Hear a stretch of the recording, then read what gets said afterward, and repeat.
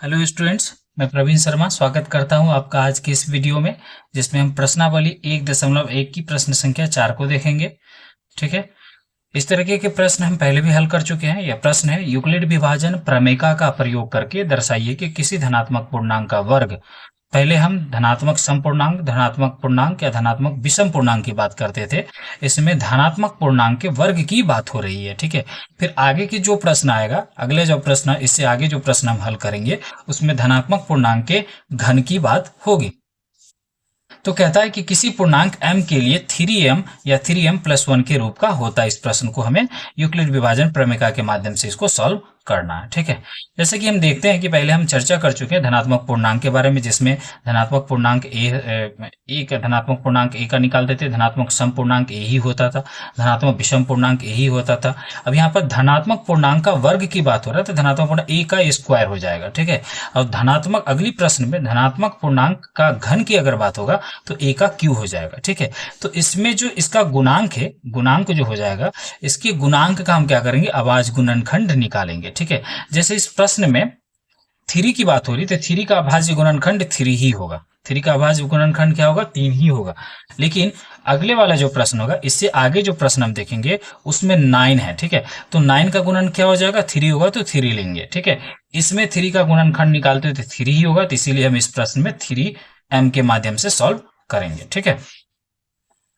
तो सबसे पहले इस प्रश्न को हल करने के लिए हम यूक्लिड विभाजन प्रमेयिका का प्रयोग करते हैं। यूक्लिड विभाजन प्रमेयिका 1.1 को लिखते हैं। प्रमेयिका क्या कहता है कि दिए गए जितने भी प्रश्न है, सारे प्रश्न में लिखना ही है।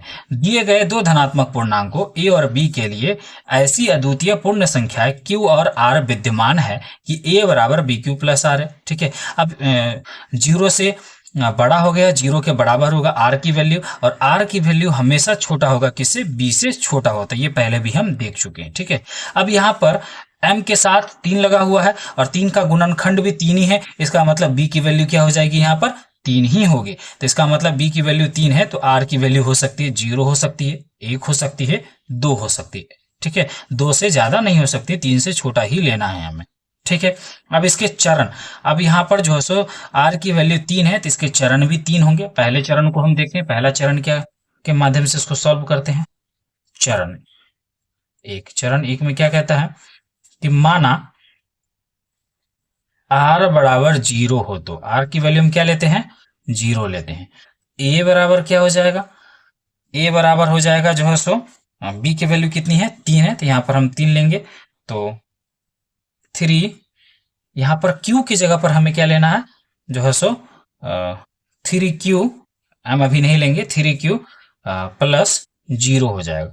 तो a बराबर कितना हो जाएगा, 3q ही होगा। a बराबर क्या होगा, 3q होगा। r बराबर अगर 0 लिए तो a बराबर क्या हो जाएगा, 3q, क्योंकि b की जगह पर हमें 3 लेना है, क्योंकि गुणनखंड 3 आया है, तो 3 ही लेना है, तो 3q प्लस 0 हो जाएगा। तो a बराबर क्या हो जाएगा, 3 हो जाएगा। अब प्रश्न में कह क्या रहा है कि हमें धनात्मक पूर्णांक का वर्ग करना है। ठीक है। तो धनात्मक पूर्णांक a है, तो a का स्क्वायर निकालेंगे, तो क्या हो जाएगा, 3q का भी हमें स्क्वायर करना होगा। समझ में आ रही बात। ठीक है। ए स्क्वायर बराबर क्या हो जाएगा, यहां से ए स्क्वायर बराबर हो जाएगा 3 3 जा 9q स्क्वायर हो जाएगा। समझ में आ रही बात। ठीक है। अब हमें लेना क्या है, 3m के रूप में लेना है। यहाँ तो 3m तो आ नहीं रहा, तो इसको हम क्या करेंगे, हम ए स्क्वायर बराबर हो जाएगा, क्या इसको अगर हम तोड़ते हैं तो 3 3 जा 9 होता है, क्यू स्क्वायर होगा, होगा कि नहीं होगा। ठीक है। अगर हम इस क्यू को, ये वाला जो क्यू है, यह भी तो एक पूर्णांक ही है, 3q², यह भी तो एक पूर्णांक ही है, तो इस पूर्णांक को तो हम m मान सकते हैं, है कि नहीं। तो यहां पर लिखेंगे हम ए स्क्वायर बराबर हो जाएगा 3m। ठीक है। ब्रैकेट में लिख देंगे हम, माना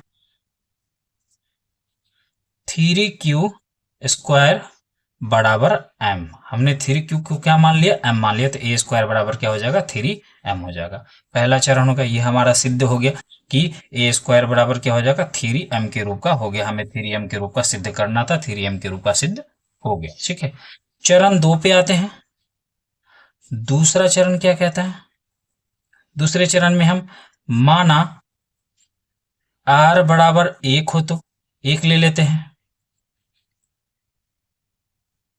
अगर r बराबर 1 ले लेंगे तो a बराबर क्या हो जाएगा, 3q प्लस 1 हो जाएगा, है कि नहीं। हमें इसका वर्ग करना है क्योंकि इसमें वर्ग की बात कर रही है हो रही है। तो ए स्क्वायर बराबर क्या हो जाएगा 3q प्लस 1 का होल स्क्वायर वर्ग हो जाएगा। ठीक है, अब यहाँ पर एक चीज देखने वाली बात है कि यहाँ पर 3q प्लस 1 का स्क्वायर आ रहा है, इसका मतलब a प्लस बी के होल स्क्वायर के बराबर आ रहा है। तो इसको हम a प्लस बी के होल स्क्वायर में सिद्ध कर सकते हैं, लिख सकते हैं a प्लस बी के होल स्क्वायर का प्रयोग करेंगे तो क्या होता है A square plus B square plus 2ab, ये फार्मूला होता है। इस फार्मूला का प्रयोग करके इसको हम तोड़ेंगे तो ए स्क्वायर बराबर क्या हो जाएगा, ए स्क्वायर मतलब क्या हो जाएगा 3q का होल स्क्वायर हो जाएगा, प्लस बी स्क्वायर बराबर मतलब क्या हो जाएगा 1 का स्क्वायर हो जाएगा, प्लस 2ab, 2a मतलब हो जाएगा 3q, b का मतलब हो जाएगा 1।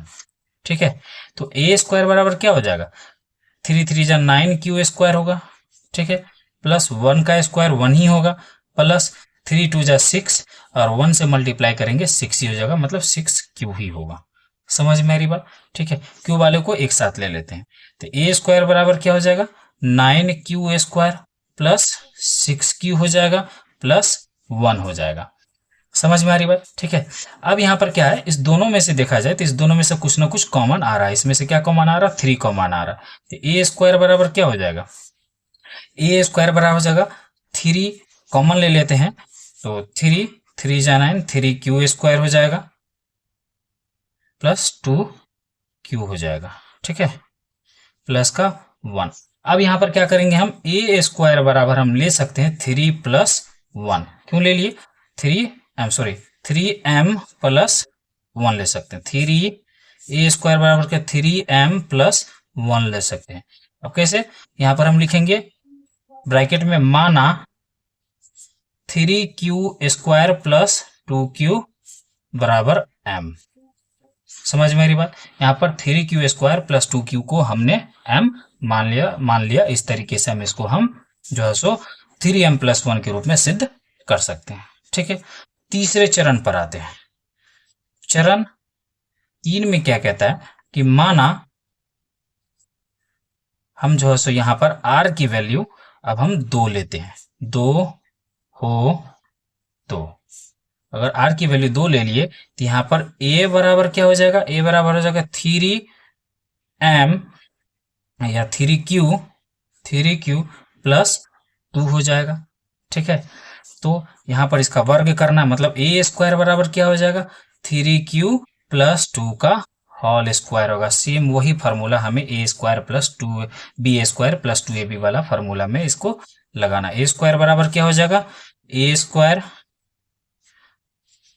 Plus B square plus 2ab, 2a का मतलब हो जाएगा 3q, b का मतलब हो जाएगा 2 हो जाएगा। ठीक है, तो ए स्क्वायर बराबर क्या हो जाएगा, ए स्क्वायर बराबर 3 3 9q स्क्वायर हो जाएगा, 3 3 जा 9 प्लस 2 2 जा 4 हो जाएगा प्लस 3 2 जा 6 6 2 जा 12q हो जाएगा। ठीक है, अब हम इसको ए स्क्वायर बराबर हो जाएगा 9q स्क्वायर इधर प्लस 12q को एक साथ कर लेते हैं, प्लस का 4 हो जाएगा। अब क्या है कि हमें जो सिद्ध करना 3m प्लस 1 में सिद्ध करना, लेकिन ये 3 प्लस 1 में तो आ ही नहीं रहा, यहाँ पर लास्ट में तो 4 आ रहा। तो क्या हम इसको हम ए स्क्वायर बराबर 9q square plus 12q plus 3 plus 1 लिख सकते हैं?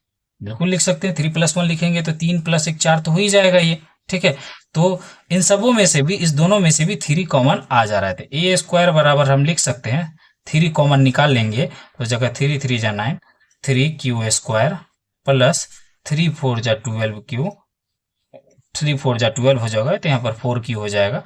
ठीक है, और यहाँ से भी हमने जो सो 3 कॉमन ले लिया था, सॉरी, तो प्लस का 1 यहाँ पे भी आ जाएगा। ठीक है, और बाहर में जो प्लस का 1 है वो तो है ही। ठीक है, तो यहाँ से हम कह सकते हैं 3 स्क्वायर इज इक्वल टू हो जाएगा 3m प्लस 1। कैसे, यहाँ पर लिख देंगे माना 3q square plus 4q plus 1 बराबर इज इक्वल टू m हो जाएगा। समझ में आ रही बात। ठीक है, तो इस तरीके से ये प्रश्न जो है सो सिद्ध हो गया, 3m प्लस 1 के रूप में सिद्ध हो गया। धन्यवाद।